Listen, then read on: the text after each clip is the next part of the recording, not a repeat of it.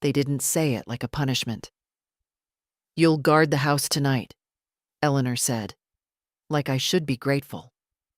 Like standing alone in an empty house during a storm warning was some grand honor bestowed on a 77-year-old woman with aching knees and nowhere else to go.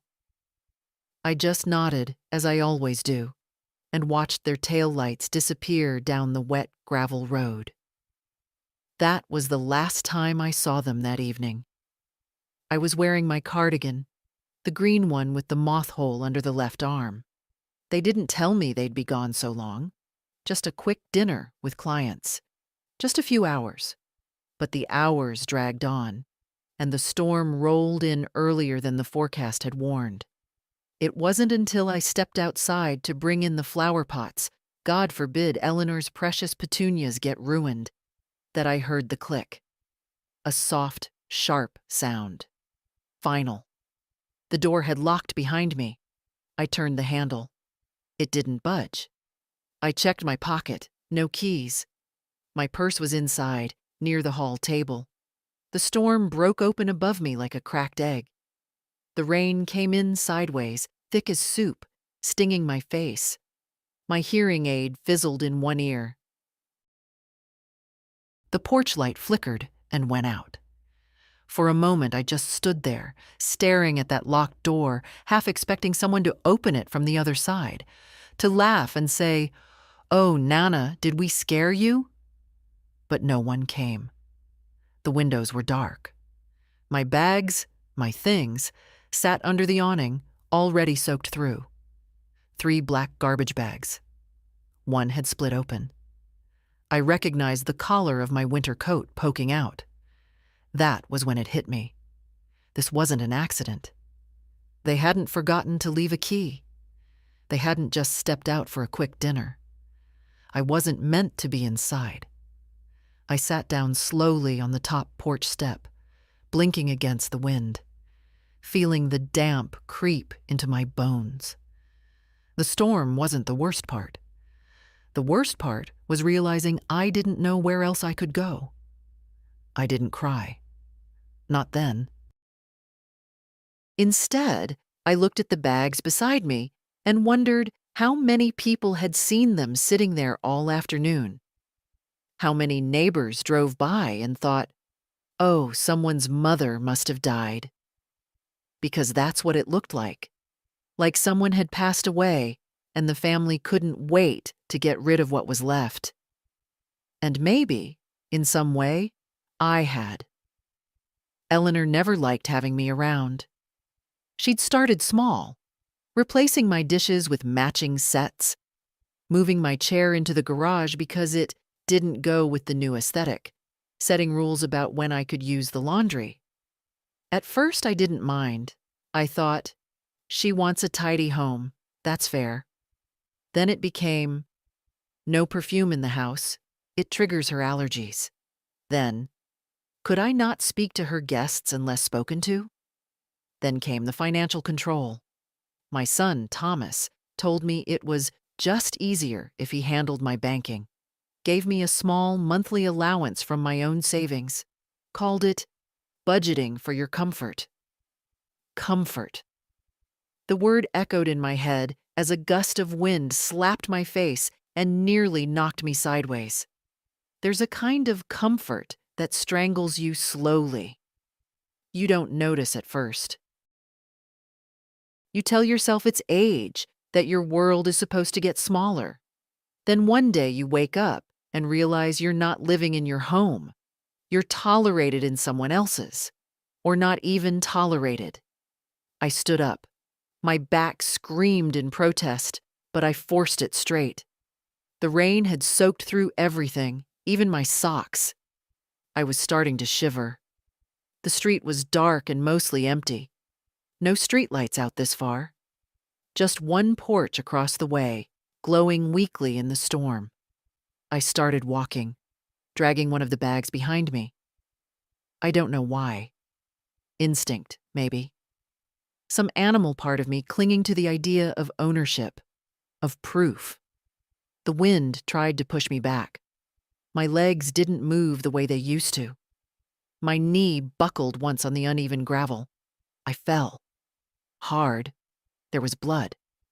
Not much, but enough to see it mix with the mud.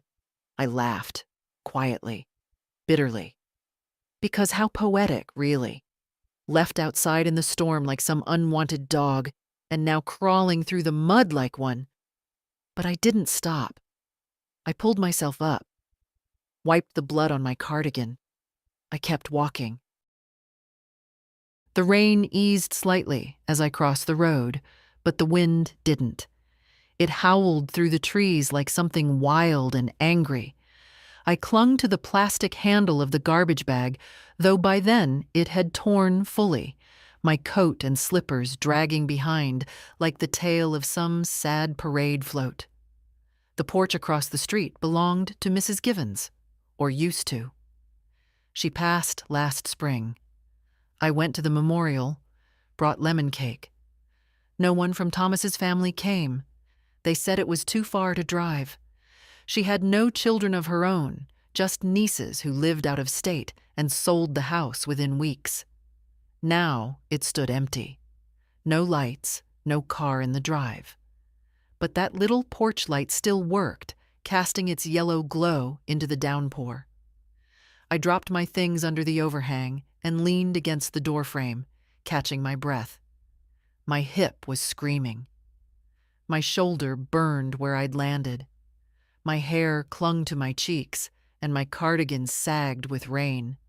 But the light, just that small, steady light, made it feel like I hadn't entirely vanished. I sat down on the top step and pulled my coat into my lap. I could feel the lining still dry in the folds.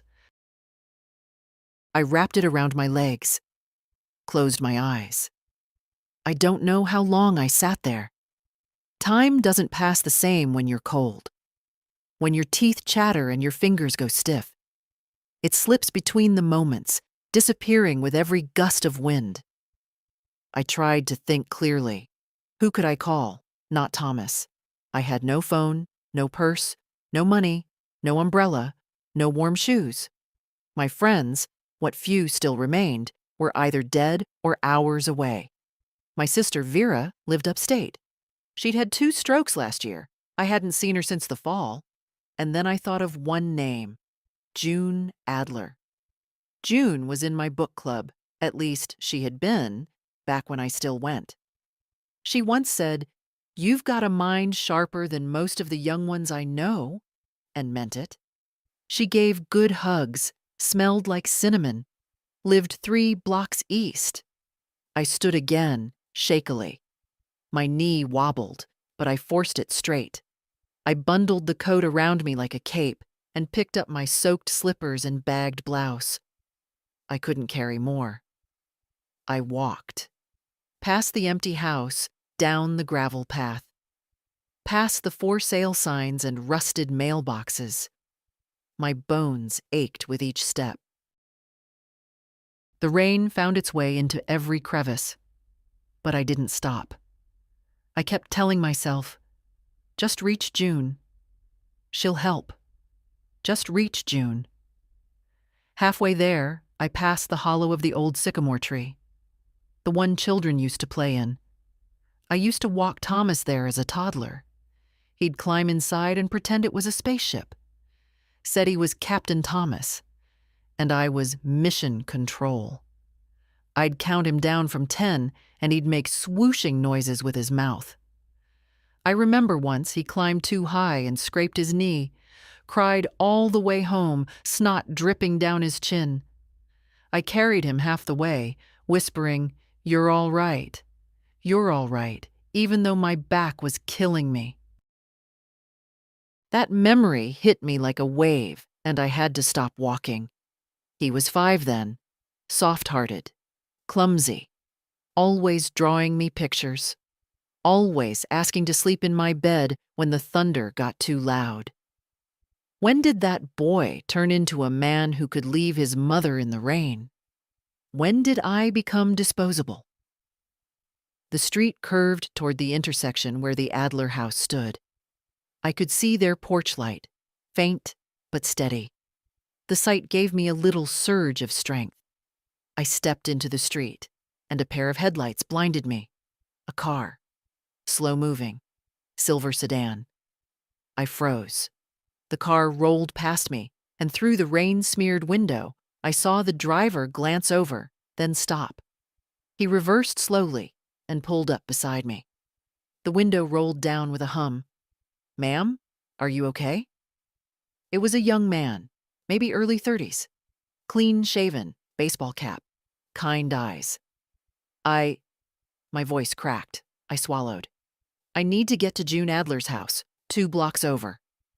"You walking there in this storm?" he said, brows knitting. "You want a ride? It's not far." I hesitated. He saw it. "I can leave the door open. You can sit in the back if you want." No pressure. I nodded, not trusting my voice. He reached over, popped the back door. I got in. The heat blasted against my wet skin, making me shiver harder. I clutched my coat like a shield, feeling suddenly embarrassed, an old woman, dripping wet, hunched like a ghost. He drove slow, talking gently. Said his name was Kyle.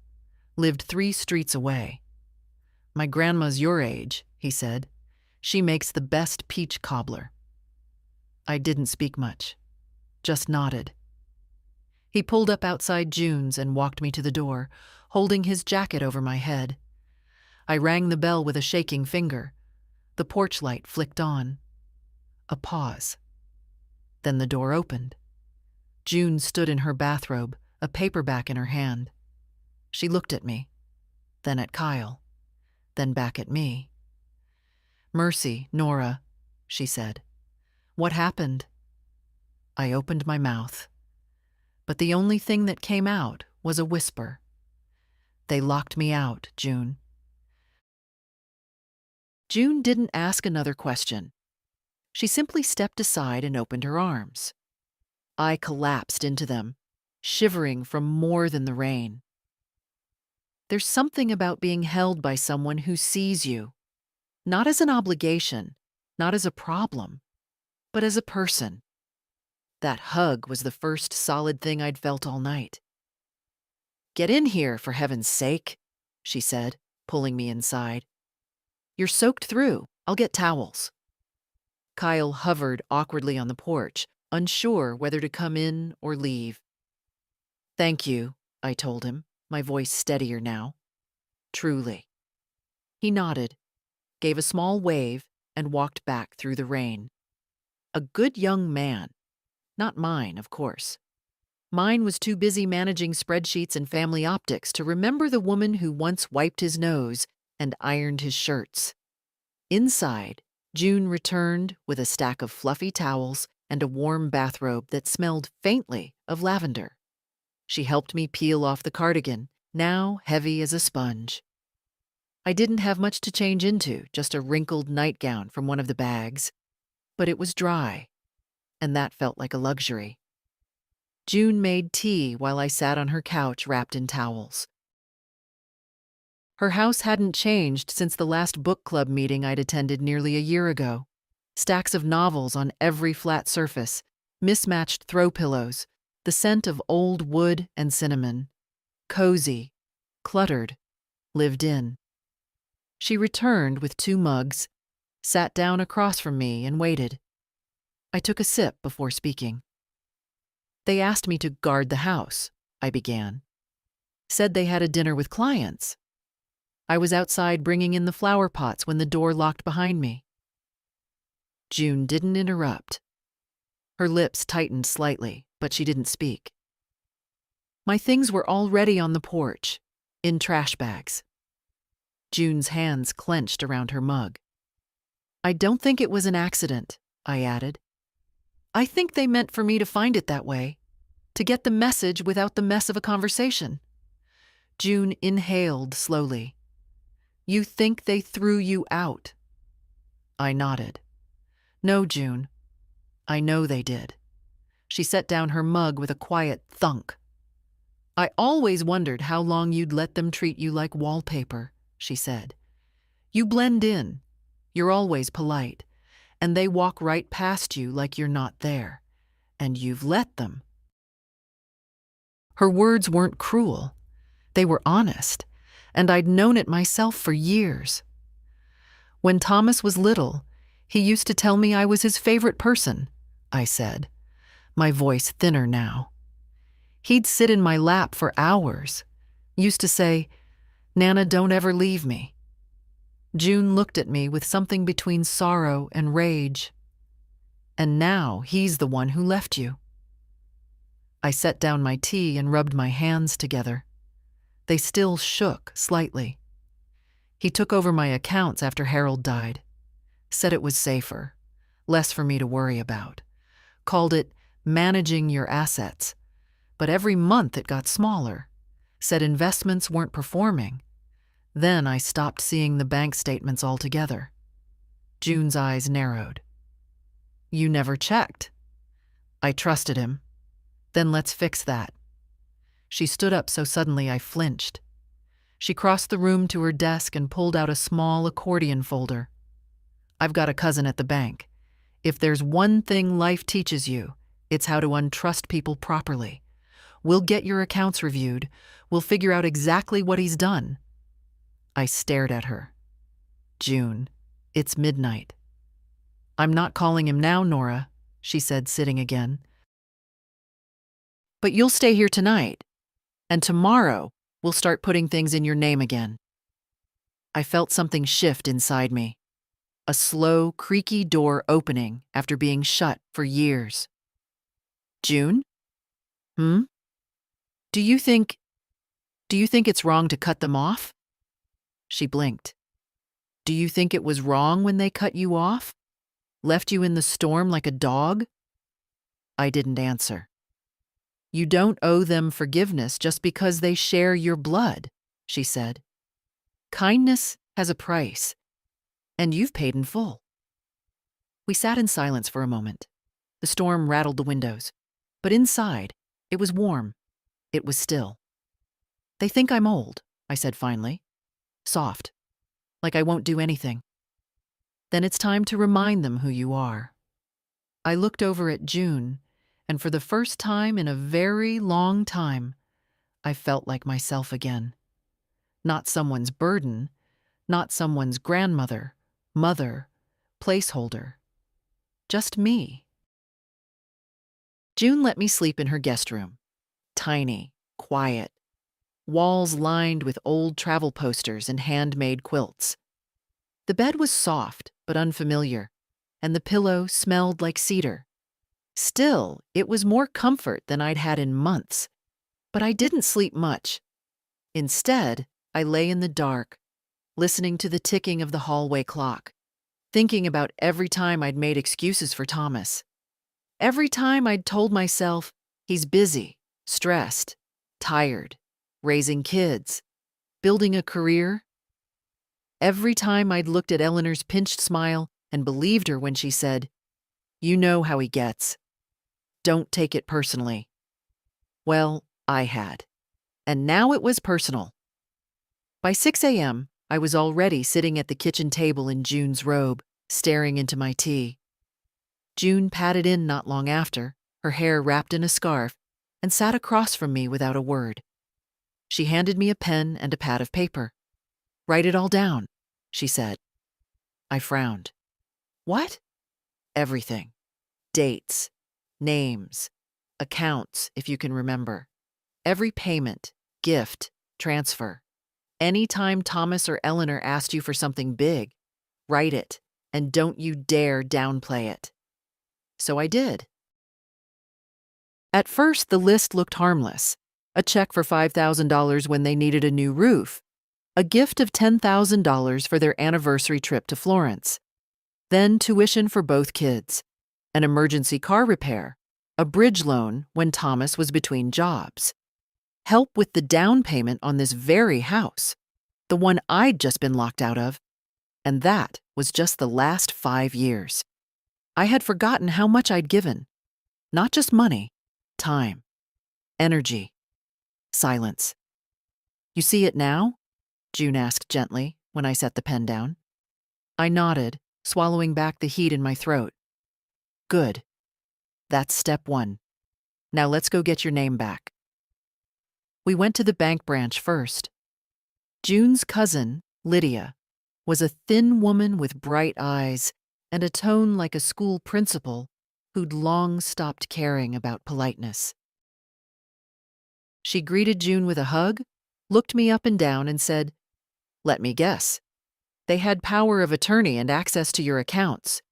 You don't know how much is left, and you've been living on scraps while they used your money for sushi dinners and pool memberships?" I blinked. "How did you—" "Honey," she said, typing already, "you'd be surprised how many grandmothers walk through those doors saying, 'I don't want to make a fuss.'" She looked at the paperwork June had helped me compile and nodded. "We'll need to formally revoke access. Do you have ID?" "No," I said, suddenly realizing I had left my entire purse behind. "Everything's in the house." Lydia pursed her lips. "We'll work around it. But we'll need you back in person with ID to fully secure everything. For now, we'll put a freeze on all outgoing transactions from the accounts Thomas manages." "Can you tell me the balance?" I asked. She turned the screen slightly. I stared at the number, less than half of what I expected, and far too much had gone to one account marked simply as Family Operations, T. Callahan. Lydia whistled under her breath. "That's not an accident. That's a pipeline. I gave them access after Harold died," I murmured, almost to myself. I thought I was making things easier." "You were," Lydia said bluntly. "For them." She printed the documents, marked the ones I'd need to sign in person later, and handed me her card. "Get your ID. Come back tomorrow. We'll finish this." I walked out of that bank lighter and heavier all at once. Lighter because I had started. Heavier because I'd seen it clearly now. What they'd done. What I'd allowed. We sat in June's car outside a small diner and shared scrambled eggs and toast. I couldn't finish mine. My hands shook when I picked up the fork. June reached over and squeezed my wrist. "They don't get to decide your value," she said. "Not anymore." I looked at her and thought, she's right. But what now? What comes next? Then the answer came, as clean and quiet as breath. "I do." The motel was called Pine Crest Lodge, but there weren't many pines and certainly no crest. Just a row of rooms with chipped red doors, a soda machine that swallowed coins, and a fluorescent sign that buzzed like it had something to say, but never quite did. That's where I went after the bank. June offered her guest room again. She said I could stay as long as I needed, but I couldn't. Not because I didn't trust her or appreciate her warmth. I just needed space. I needed to hear myself think. So I checked in under my full name, Nora Jean Callahan. I hadn't used that name in a while, not since Harold passed, not since Thomas started managing things and Nana became my only role. The room was small but clean, smelled of pine cleaner and tired wallpaper. I sat on the edge of the bed and looked around. No pictures, no family voices, no one waiting to be pleased or managed or soothed. For the first time in a long time, it was just me. I took out the clothes I had, 2 changes, damp and wrinkled, and hung them over the shower rod. Then I sat back down on the bed, picked up the motel notepad and pen, and started writing. Not to anyone. To me, dear Nora, you didn't imagine it. You didn't overreact. You were locked out, and they did it on purpose. You've spent years believing you could earn your place by being useful, that if you just stayed quiet, helpful, small enough, they'd let you stay. But tonight, you're in a motel with no money, no purse, no address to call home. And it's not because you failed. It's because they did. You're not crazy. You're not difficult. You're not too much. You're a woman who gave too much, too long, to people who never deserved it. This is not your ending. This is your middle, and you still have time to write the rest. Love, you. I put the pen down. It wasn't poetic. It wasn't dramatic. But it was mine. That night, I wrapped myself in the stiff motel blanket and didn't sleep much. I stared at the popcorn ceiling and thought about every silent dinner at that long, cold table. Every time Eleanor rolled her eyes when I tried to speak. Every time Thomas didn't look up from his phone. And every time I told myself, they don't mean it. It's just stress. It's just life. No, it was choice. And now I had mine.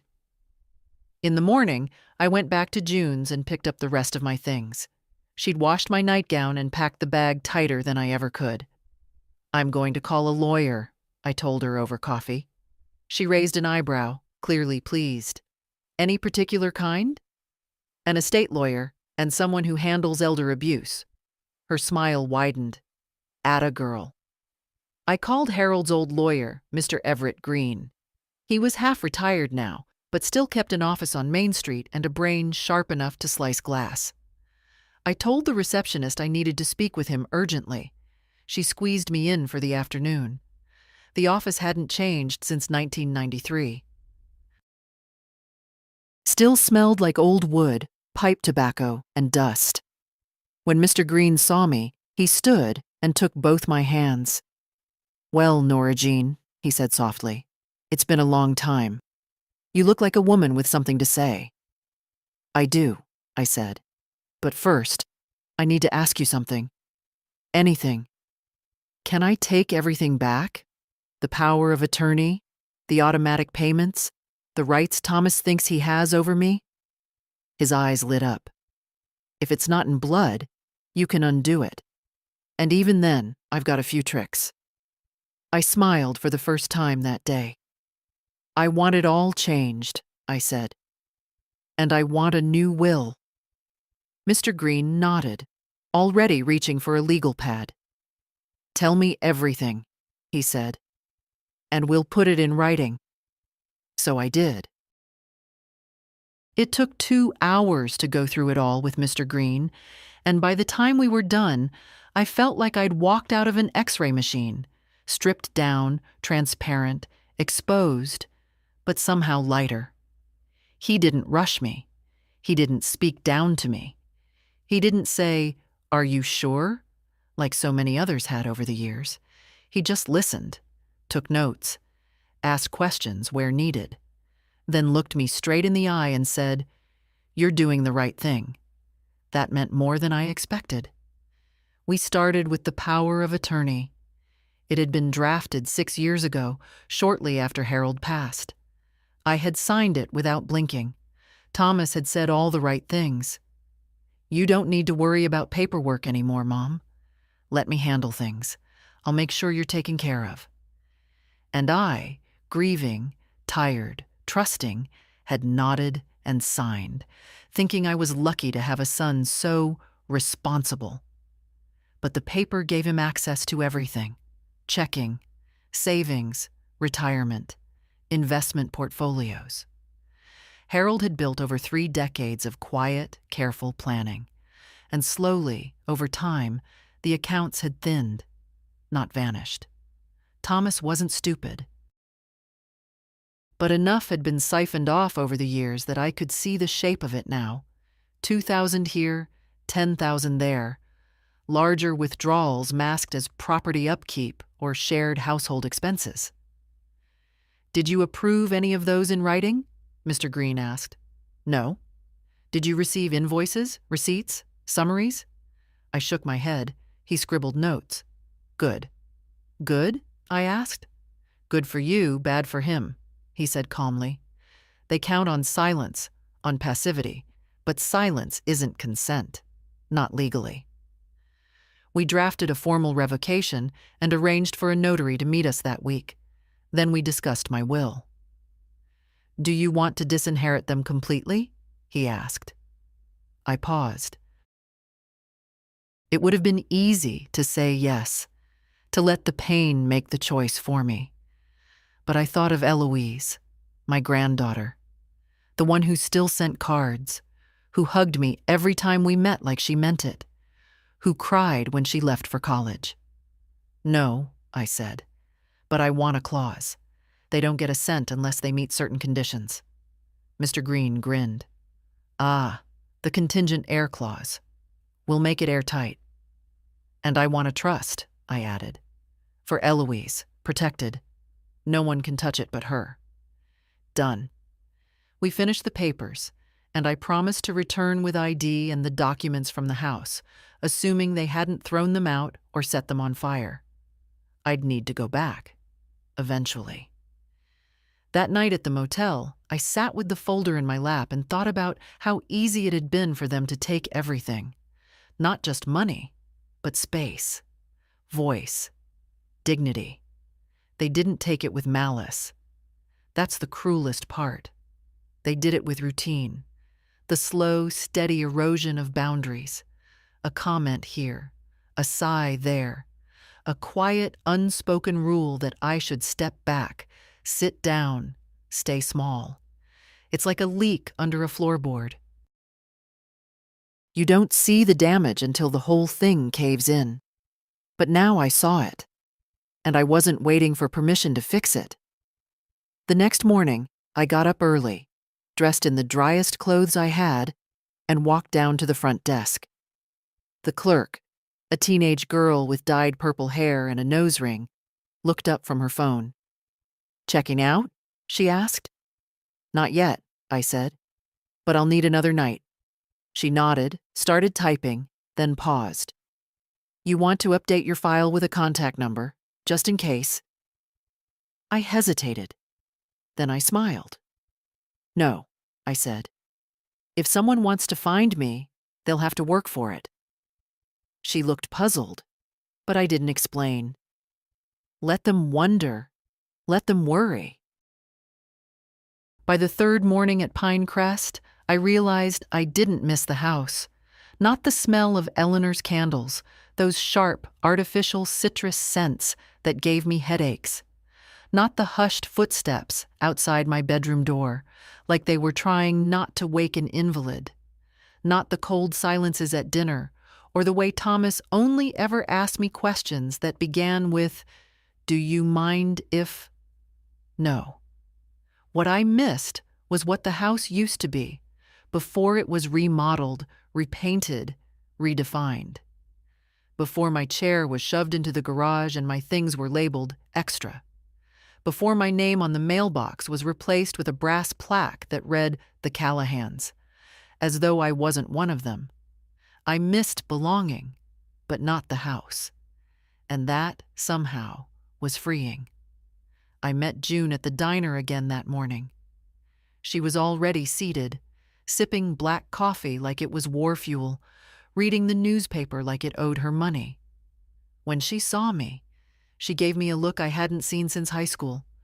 Part challenge, part pride.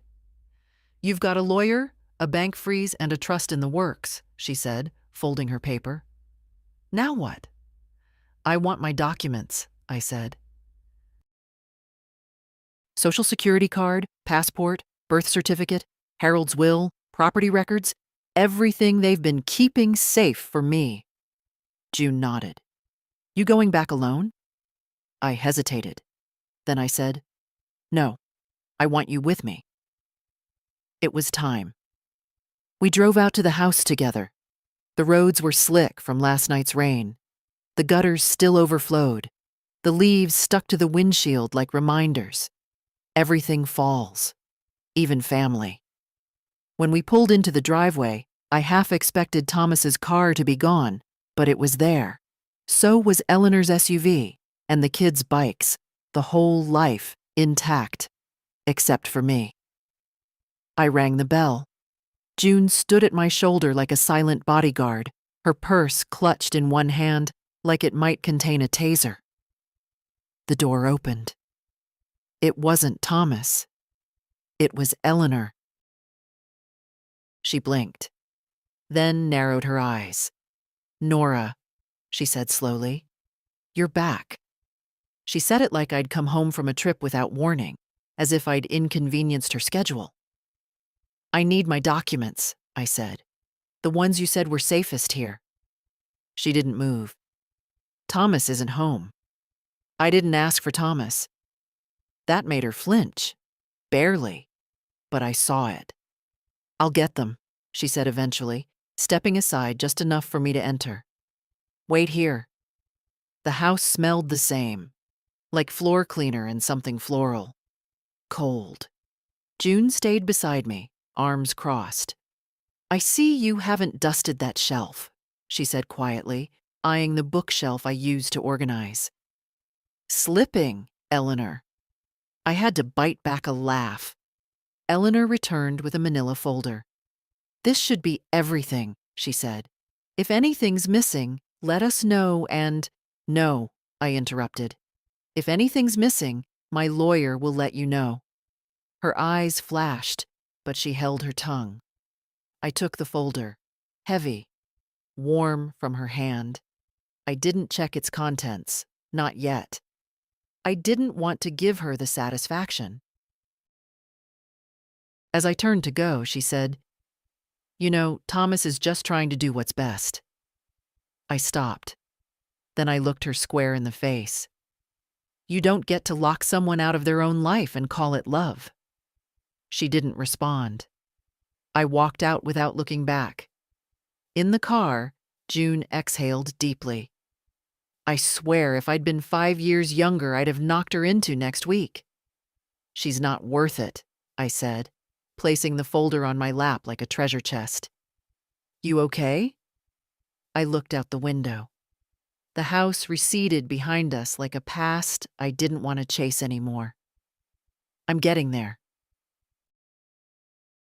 I didn't open the folder until that night. Back at the motel, I placed it gently on the bedspread, like something sacred. Not because the papers were particularly sentimental, but because they were mine. Mine again. Proof that I existed on paper, beyond anyone else's control. The birth certificate was there. So was the Social Security card, Harold's will, the deed to the house we'd bought together in 1982. The one we sold 10 years ago, the proceeds of which had gone straight into a joint account that Thomas offered to handle while I was grieving. Funny how grief makes you easier to guide, and how quickly "I'll help you, Mom" turns into "You don't need to worry about that anymore." But now I had the documents, the ID, the name on the paper, the story of a life that belonged to me. The next morning, I brought them straight to Mr. Green's office. He looked over each one, nodding with that small, satisfied frown lawyers wear when things line up. We'll finalize the revocation today, he said, and the trust documents. After that, we'll register everything and notify the necessary institutions. It'll take a week or two to process fully, but after that, the financial leash is cut. He handed me a pen. I signed. Slowly, carefully, savoring the feel of ink on paper. When we were done, he folded his hands and looked at me. I don't want to pry, Nora, but what are you planning to do next? Where will you go? That question sat heavy in the air. Not because I didn't have options, but because for the first time in years, the answer didn't have to revolve around them. I didn't have to ask, will Eleanor approve? Will Thomas be embarrassed? Will I be a burden? I don't know yet, I said truthfully. But I want to live somewhere where I can put my feet up without feeling like I need permission. Mr. Green smiled. I think you're already halfway there. That afternoon, I took a walk. Not down the main road or toward the house. I didn't want familiar sidewalks. I wanted air. The sky was clear, crisp. The kind of early autumn blue that always reminds me of fresh notebooks and sharpened pencils.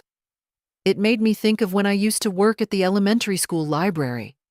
Those little voices running in the halls, the smell of plastic book covers and cafeteria apples. I'd given that up when Harold got sick. Then again when Thomas needed help with the kids. Then again when Eleanor started working full-time and said it would be such a gift if I could manage the house during the week. Year by year, I became less me and more supporting role. But now, walking alone with no errands, no list, no expectations, I felt like a woman with no title for the first time in decades. No mother, no grandmother, no burden, just Nora. I passed a small cafe with a chalkboard sign out front. Live music, Thursday nights, hot tea and warm hand pies. That sounded like enough of a reason to return. I went in, sat by the window, and ordered a pot of blackcurrant tea. The waitress smiled and asked if I wanted cream. Just honey, I said. She brought it. I added the honey, took a sip. And I swear, it tasted like memory, like something I'd forgotten I loved. I pulled a notebook from my bag and opened to a blank page. To do, for me, not them. Find a place to live, small, sunlit, no beige walls. Pick up library card again. Learn to make pastry from scratch. Buy new slippers, not the fuzzy kind. Visit Eloise at college. Write down everything I never said. Stop apologizing for breathing. I underlined that last one. Twice. The next morning, I woke up before sunrise. Not from pain or habit, but because something inside me was finally stirring, like a bird turning in its nest, testing the air. I wrapped the motel blanket around my shoulders and sat by the small window, watching the world shift from black to gray to gold. The first real sunrise I'd watched in years. When you live with people who resent your presence, you stop lingering. You move quietly. You disappear before they notice you were there at all. But I was tired of disappearing. I pulled out my notebook and wrote again. Not a list this time, but a letter. Not to Thomas, not to Eleanor, to myself. Dear Nora, again, you didn't break. You bent. You twisted yourself into silence, into usefulness, into the shape they needed you to be. But you never broke. Now you're rebuilding, and you're allowed to rebuild however you choose. Not everyone will understand. Some will say, she snapped. Let them. You didn't snap. You woke up. And that is its own kind of miracle. Keep going. You are not done yet. Love, you. I tore the page out, folded it carefully, and slipped it into my purse. One day, maybe I'd give it to Eloise. Let her know that even old women need reminders of their own strength. Later that day, I got a call. Not from Thomas. Not from the lawyer or the bank. From the front desk of the motel. There's a young woman asking for you, the girl said. She says she's your granddaughter. I was downstairs in seconds. Eloise was standing in the lobby, holding a paper bag in one hand and a book in the other. Her dark hair was in a braid over one shoulder, her eyes wide and red-rimmed. Grandma, she said, her voice cracking. I didn't say anything, just opened my arms. She stepped into them like she was 8 years old again, like the world had gone sideways, and I was the only upright thing in it. I'm sorry, she whispered into my shoulder. I didn't know what they'd done. I didn't know you were gone until the house was quiet for 2 days and no one said your name. It's not your fault, I murmured, smoothing her hair. You didn't put me on the porch. She stepped back, wiping her eyes. I brought pastries from that place you like. And tea. The good kind. I smiled. Did you drive all the way from campus? Skipped my afternoon class, she said.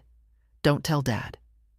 I won't, I said, but he might find out eventually. Eloise sat with me in the small breakfast room of the motel.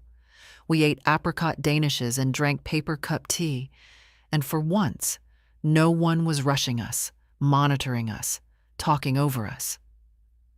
I want to live with you, she said suddenly. My fork paused midair. You what? I want to move in with you, wherever you end up. Sweetheart, I began gently, you have a life, college, friends. You don't need to. I want to, she interrupted. You're the only person who's ever made me feel seen and safe. And she stopped, looked down, and like I'm not just some accessory to someone else's show. That cut deeper than she realized.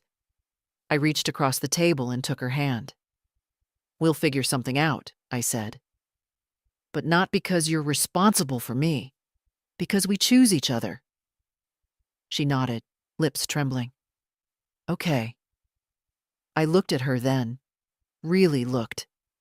This girl, this young woman, was the only one who ever noticed when my eyes were tired or when I wasn't eating. The only one who hugged me like she meant it, who sent me birthday cards with handwritten notes instead of texts. And they thought I'd go quietly, not a chance. Eloise stayed the night. Not because she had to, but because she wanted to. Said the dorms were noisy, and besides, I'd rather listen to your stories than someone's playlist through the wall. We sat up late in the motel room, eating stale vending machine crackers and watching reruns of old cooking shows. She asked questions about my childhood, about Harold, about how I met him. I hadn't told those stories in years. At some point, people stop asking, like your life began the day they were born. She listened without glancing at her phone once. That alone felt like a gift. In the morning, she walked me to the leasing office near Maple and 3rd. We'd seen a listing for a one-bedroom apartment above a small florist shop. Nothing fancy, but it had big windows, a tiny balcony, and, most importantly, a lock I could control. When we walked in, the leasing agent, soft-voiced, no nonsense, greeted me like a person, not a relic. I filled out the form, added Mr. Green's information as my financial contact, and handed over the temporary ID from the bank. When she asked for emergency contacts, I paused. Then I wrote, name, Eloise Callahan. Relationship, granddaughter phone. Hers. Permission to contact? Yes. Just like that. 10 days and a signed lease later, I had a home. The apartment wasn't perfect. The wallpaper peeled in one corner. The kitchen tiles were uneven, and one of the cabinet doors squeaked like it was auditioning for a horror film. But when I walked in with my one good suitcase and my grocery bag of tea and essentials, I didn't feel like I was settling. I felt like I was starting. I stood in the center of the room and took a long breath. The air smelled faintly of lavender and dust. Sunlight streamed through the east window, catching the tops of the bookshelves I planned to fill again. For me this time, not for anyone else. Eloise helped me carry up the rest of my things from the motel. She insisted on putting up the curtain rods herself. You'll need privacy, she said, standing on a step stool. And dignity. She didn't say the word control, but we both knew that's what she meant. That evening, we sat out on the narrow balcony. The florist below was closing up for the night, the scent of cut flowers drifting up through the air. I held a mug of tea between my palms and watched Eloise pick at a loose thread on her jeans. They're going to be angry, she said finally. Let them. You don't want to talk to him? She asked. She meant her father. Not yet, I said. He still doesn't understand what he's done. He's not calling because he wants to apologize. He's calling because I've made things inconvenient. Eloise didn't argue. She knew I was right. Will you talk to him eventually? I considered this for a long moment. Yes, I said, but not to explain myself, just to remind him that I was a mother. I was a wife. I was a provider, a protector, and now I'm someone else entirely. She leaned her head on my shoulder. I think you're someone I want to be like when I grow up. I smiled. No, sweetheart. You'll be better. Later that night, after she left, I stood in the middle of my small living room and looked around again. The walls weren't empty. They were waiting. And so was I. I always thought a home was defined by what was in it: furniture, family, framed pictures on the walls. But that first week in my new apartment, I realized a home is also made by what you choose not to carry inside. No tight-lipped silences, no watchful footsteps behind you, no dinner tables where you're only spoken to if the dishwasher breaks. None of that made it through the door with me. Instead, I brought in a chipped teapot I'd kept boxed for years, a photograph of Harold and me on a beach in Maine, both of us squinting into the sun like fools, 3 books I had hidden in a trunk. Ones Eleanor once said were too sentimental for grown women. I placed them right on the shelf by the window. Let them catch the sun. The florist downstairs turned out to be a woman my age named Cora, wiry and sharp-eyed, with a laugh like gravel and hands that always smelled of eucalyptus. She invited me down for coffee one morning. We sat among buckets of fresh stems and curling petals. Heard you moved in upstairs, she said, handing me a mug. Didn't see a moving truck. You travel light? I nodded. Had to. She looked at me over the rim of her cup. Sometimes that's the best way to arrive somewhere. I liked her instantly. That Friday, I invited June over for tea. She came bearing scones and a small potted plant. For your new windowsill, she said, setting it down. It's called a prayer plant. Leaves fold up at night, like it's sleeping. We sat and ate and talked about everything except the past. We didn't need to rehash it. It was still there, in the silence between subjects. But we didn't live there anymore. I knew you'd land on your feet, she said at one point, sipping her tea. I didn't, I said. Not until I did.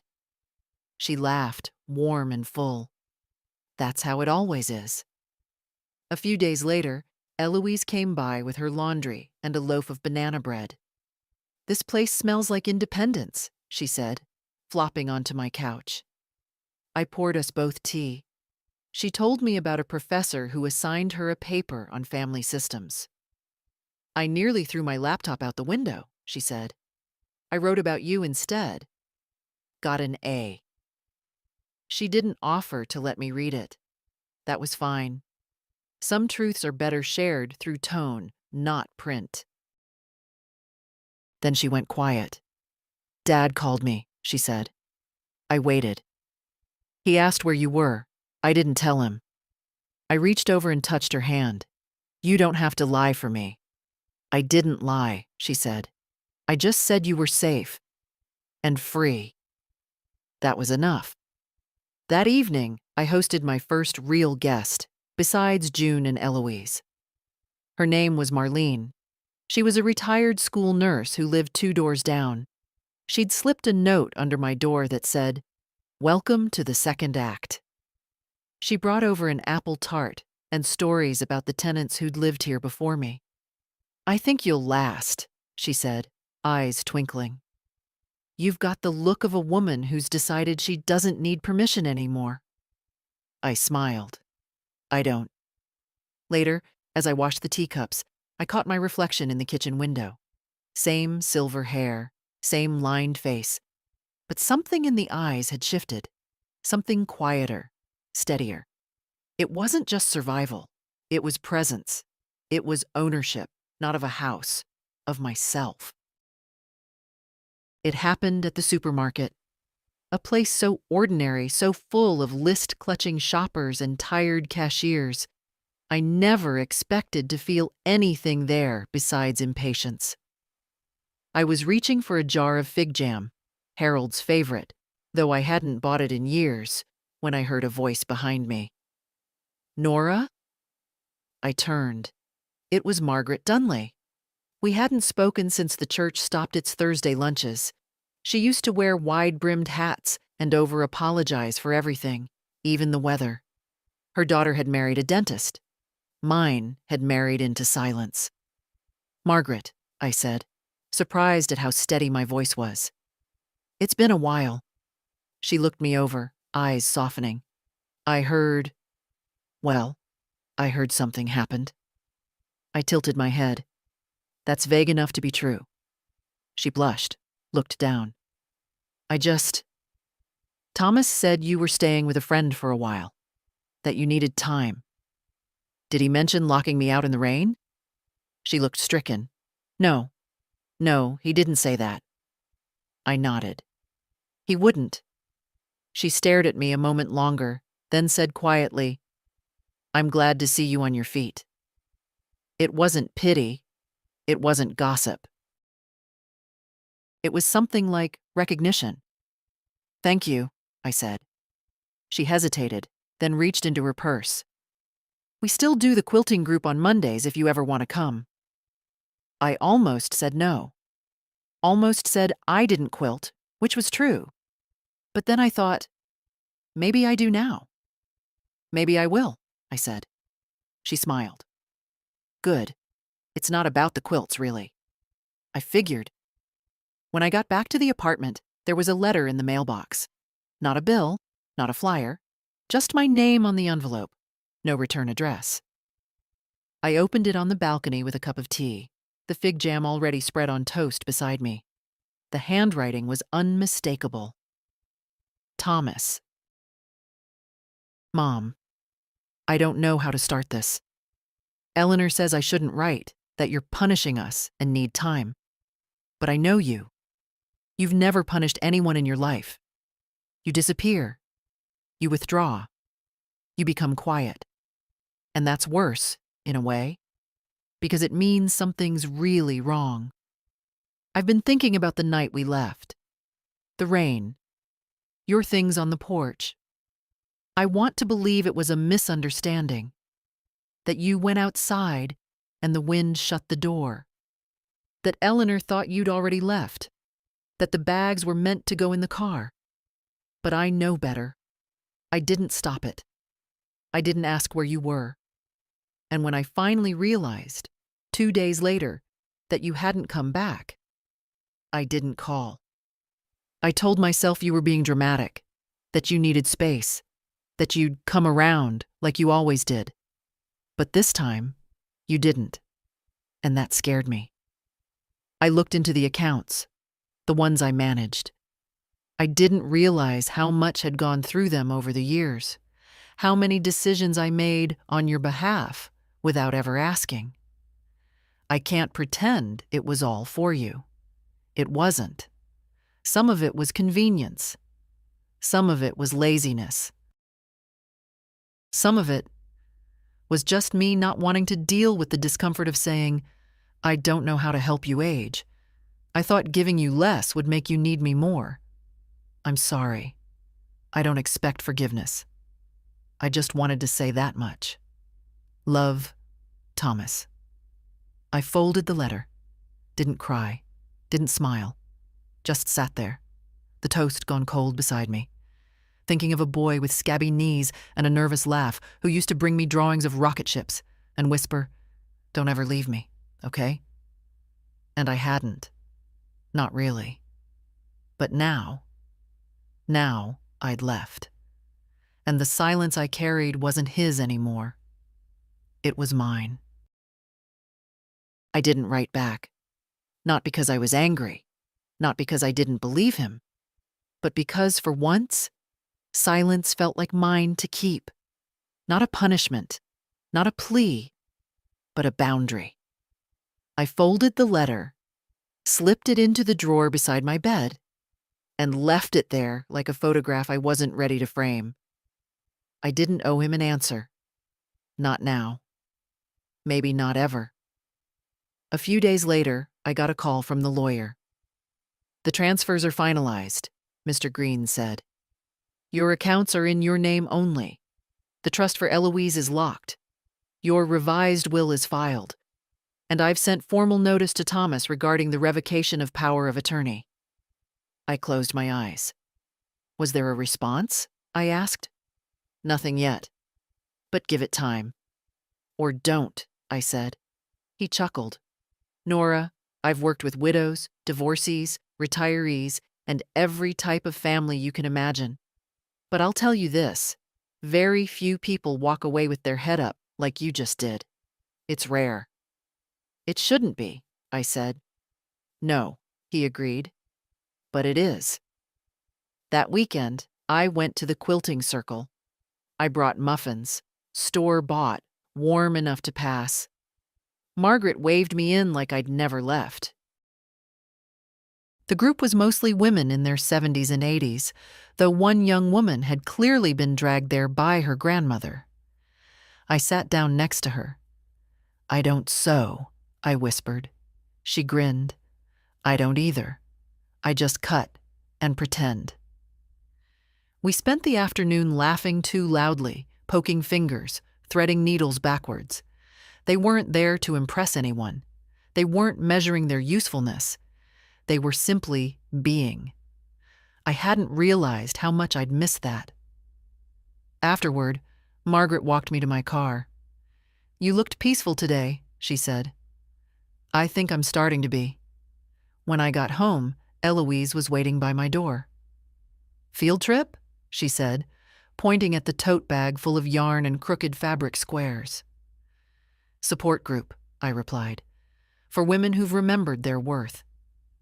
She smiled, but her eyes were serious. "I think Dad knows he lost something," she said.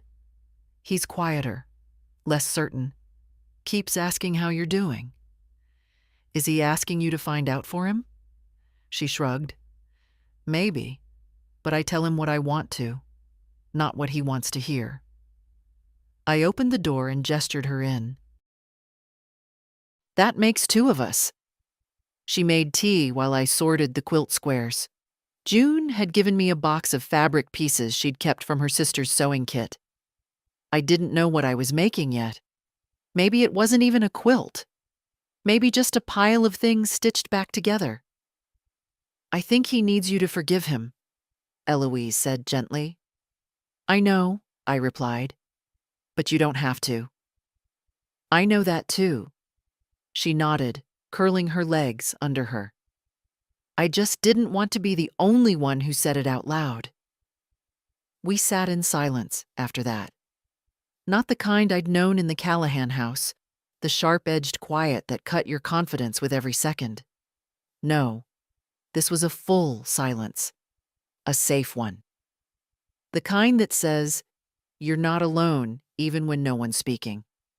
That night, I started sewing. Not well, not quickly, but with intention. Each stitch held something, an old apology I'd never received, a memory I wanted to reclaim, a version of myself that had waited far too long to be invited back into the room. And slowly, the fabric took shape. Not a blanket, a banner. Not for them. For me. It was June who told me to hang the banner outside. We were sitting in my kitchen, a loaf of cinnamon bread cooling between us, her reading glasses perched low on her nose like always. "I don't know what I'll do with it," I said, laying the stitched fabric across the table. June leaned in. "You know exactly what you'll do. You just haven't admitted it to yourself." The banner wasn't fancy. It didn't look like something from a craft fair or a boutique. The seams were uneven, the lettering imperfect. But it was true. A patchwork of faded blues and muted golds, stitched with bold black thread across the center. "I am still here." June tapped the words with her finger. "Put it where people can see it." So I did. I bought a simple wooden dowel and 2 small hooks, hung the banner just outside my apartment window, where the florist's awning wouldn't block it and the morning sun could light it up like a proclamation. People noticed. Cora came up the stairs the next day, holding a bundle of carnations, and said, "That's the kind of thing I wish I'd written 30 years ago." Margaret left a note in my mailbox. "I see you, Nora." We all do. And Eloise? She cried. She stood in the street looking up at that banner like it was a lighthouse. "Everyone should know this," she said, wiping her eyes. "Every woman who's ever been made to feel invisible." Thomas showed up 3 days later.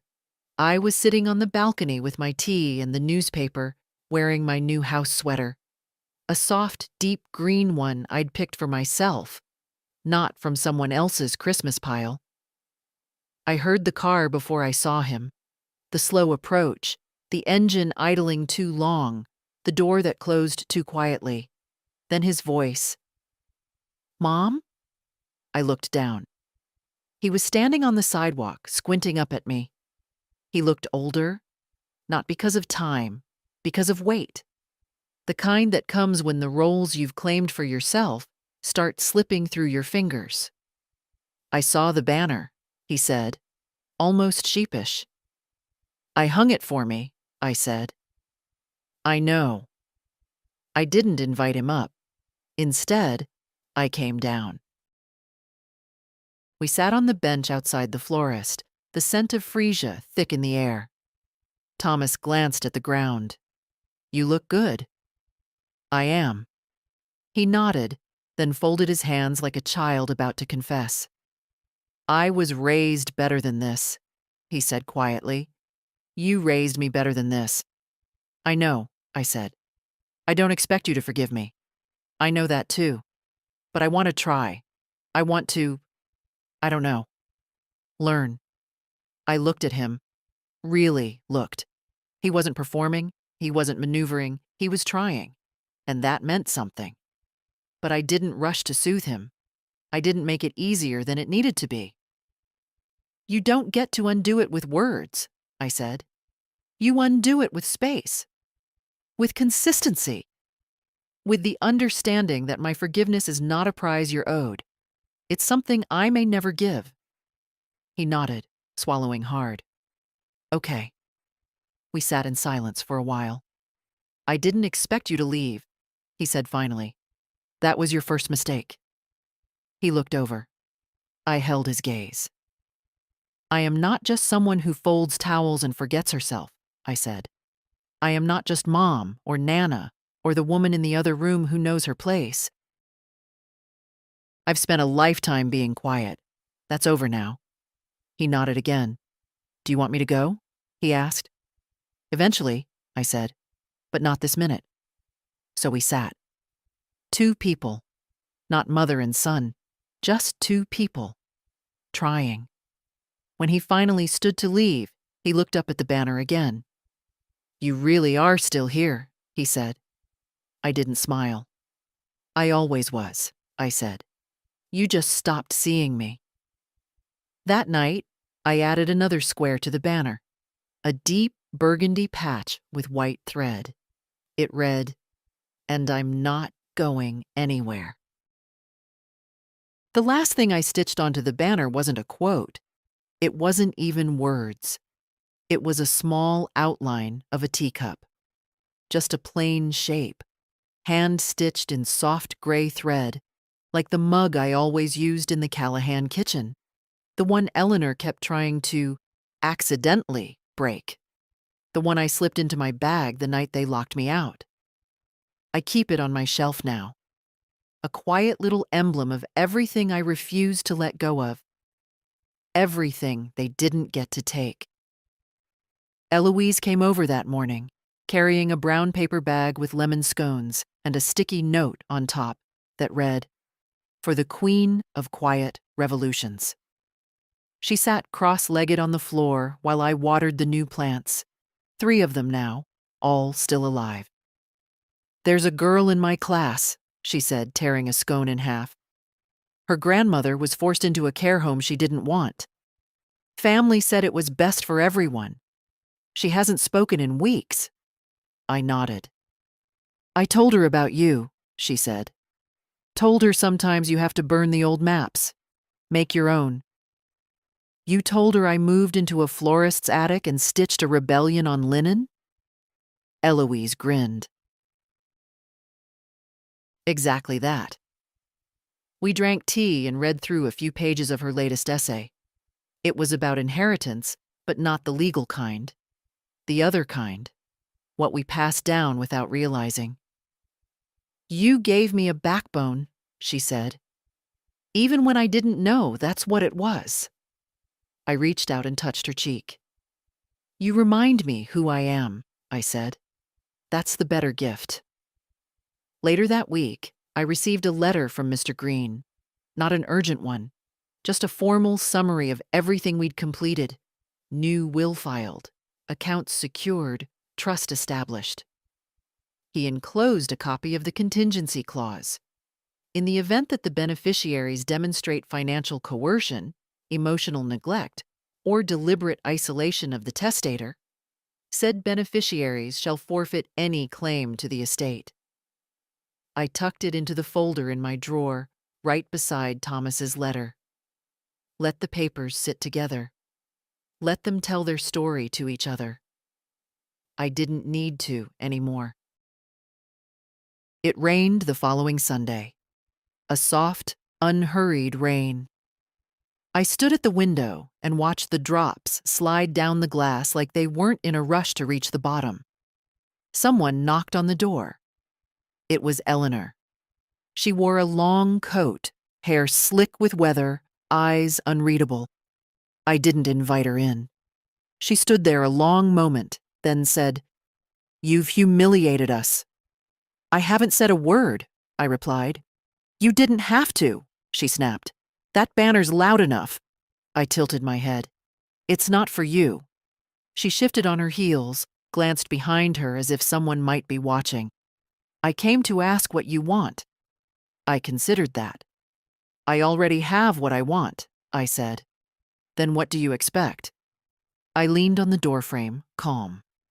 "I expect you to live with what you did, without rewriting it, without justifying it, without expecting a performance from me so you can sleep easier." She opened her mouth, closed it. Her breath fogged in the doorway. "I don't want things to be ugly between us," she muttered. "They already are," I said. "But they're honest now, and I prefer that." Eleanor blinked, then slowly stepped back. She didn't apologize. I didn't ask her to. Some people don't speak that language. That's not my fault anymore. She walked back to her car. I shut the door behind her and locked it. Not to keep anyone out, but to remind myself. I decide who gets in. That night, I wrote a final note in my journal. Not a letter, not a list. Just this. You lived through the storm. You did not disappear.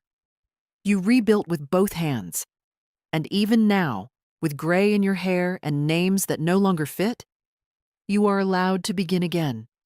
So if someone asks where I live now, I say, above a florist, below the sky, behind a stitched banner that catches the morning light, in a place where no one tells me when to speak, and in a voice I no longer ask permission to use. I live here, and I am still here, and I'm not going anywhere.